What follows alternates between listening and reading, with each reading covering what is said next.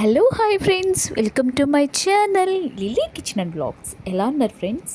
Today నేను మీకు మైసూర్ బోండా ఎలా చేసుకోవాలో మీకు చూపించేస్తాను. ఒకసారి చూసేసేయండి. నా వీడియో కనుక మీరు ఫస్ట్ టైం చూసినట్లయితే ప్లీజ్ లైక్ చేసి షేర్ చేసి సబ్స్క్రైబ్ చేయండి. లేట్ చేయకుండా వీడియోలోకి వెళ్ళిపోదాం. ముందుగా మనం ఒక బౌల్ తీసుకుని ఆ బౌల్లో మనం ఏదైతే బౌల్తో మైదా పిండి తీసుకున్నామో సేమ్ బౌల్తో పెరుగు యాడ్ చేసుకోవాలి. అండ్ చాలామంది ముందుగా పెరుగులో తినే సోడా యాడ్ చేసి అది ఫఫీగా అయ్యాక అందులో మనం మైదా పిండిని యాడ్ చేస్తారు. నేనైతే ఇక్కడ మొత్తం అన్నీ కలిపే చేస్తున్నానండి, ఈజీగా అయిపోతుంది అనేసి.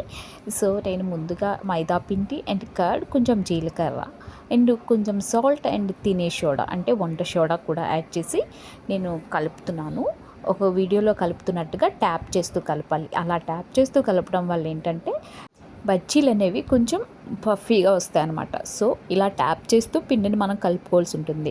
ఒక కర్డ్ ఒకటే యాడ్ చేస్తే సరిపోదు కాబట్టి కొంచెం వాటర్ యాడ్ చేసుకుని ఇలా వీడియోలో చూపిస్తున్నట్టుగా కలుపుకోవాల్సి ఉంటుంది. సో ఇలా కలిపేసుకున్నాక ఒక 30 మినిట్స్ పాటు మనం పక్కన పెట్టుకుంటే కొంచెం పిండి అనేది సాఫ్టీగా అవుతుంది. సో ఈలోపు మనం చట్నీ ప్రిపేర్ చేసుకుందాం. ముందుగా కడాయి పెట్టి అందులో ఆయిల్ పోసుకొని కొంచెం జీలకర్ర అండ్ పచ్చిమిర్చి, శనగపప్పు, మినప్పప్పు యాడ్ చేశాను. అలాగే కొన్ని 2 స్పూన్ల మనం పల్లీలు కూడా యాడ్ చేశాను. అండ్ కొంచెం ఇందులో ఇది కొంచెం ఫ్రై అయ్యాక ఒక టమోటో అండ్ కొత్తిమీర కూడా యాడ్ చేశాను. ఇవన్నీ కొంచెం ఫ్రై అయ్యాక కొంచెం చింతపండు కూడా తీసుకున్నాను. సో ఇవన్నీ కొంచెం ఫ్రై అయ్యాక స్టవ్ ఆఫ్ చేసుకొని మిక్సీ జార్లో వేసి అందులో కొంచెం సాల్ట్ యాడ్ చేసి నేను గ్రైండ్ చేశాను అనమాట, మిక్సీ పట్టాను.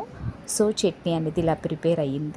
ఈ చట్నీ చాలామంది పోపు చేసుకుంటారండి, నేను అలా చేయలేదు. అలాగే ఇక్కడ మనం పిండి కలిపి పక్కన పెట్టుకున్నాం కదా, ఇది చాలా ఫఫీగా అయ్యిందండి. సో ఇక్కడ మనం స్టవ్ మీద కడాయి పెట్టుకుని ఆయిల్ వేసుకుని ఆయిల్ హీట్ అయ్యాక ఇలా నేను వీడియోలో చూపిస్తున్న పిండిని కొంచెం జారి వదులుతున్నట్టు వదిలితే బజ్జీలు అనేవి రౌండ్గా వస్తాయండి. సో ఇలా వచ్చినవి నేను వేసిన బజ్జీలు చాలా బాగుంటాయండి, ఈజీగా చేసేసుకోవచ్చు బజ్జీలు అనేవి. అండ్ కొంచెం ఇవి స్మూత్గా సాఫ్ట్గా కూడా ఉంటాయి. మనం బయట తిన్నట్టు కాకుండా మనం చేసుకుంటే ఇవి చాలా స్మూత్గా అండ్ ఫఫీగా వచ్చినాయి నాకైతే.